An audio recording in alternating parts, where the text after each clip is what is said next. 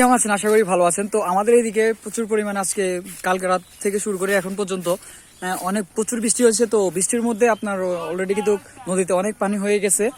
তো এখন দেখতে আসছি ওই দিক থেকে শুরু করে আপনার এটা হচ্ছে আপনার নদীর কোল, মানে সবটা পানিতে ভরা। এই যে মাঝখানে বাড়িগুলো অলরেডি ওগুলো আশেপাশে ডুবে গেছে। এখানে অনেক যা ওদের মানে বের হতে অনেক পারতেছে না। এই যে রাস্তার উপরে কিরকম পানি দেখুন। আসলে দুঃখের বিষয় হচ্ছে যে কি, মানে আমাদের এখানে একটু বৃষ্টি হলে এইদিকে পানি উঠে যায়, মানে এটা আসলে খুবই দুঃখজনক বিষয়।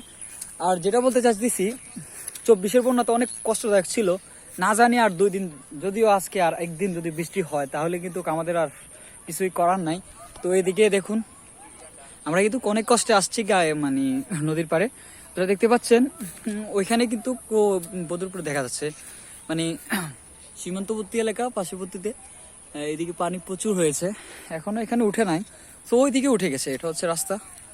দেখতে পাচ্ছেন এখানে কিন্তু মানুষ আছে, ওই ছেলেপেলেরা পার হচ্ছে রাস্তা। যাই হোক, মানে এর খুবই একটা দুঃখজনক বিষয় হচ্ছে যে মানে অতিরিক্ত বৃষ্টি প্লাবিত হওয়ার কারণে মানে এদিকে বন্যা যে কোনো সময় হতে পারে। এখন নিজের জীবনটাই সংকটে। যাই হোক, অনেকে দেখতে আসছে এদিকে বৃষ্টির মধ্যে। আসলে সবকিছুই তো আসলে সবচেয়ে কষ্টদায়ক হয়।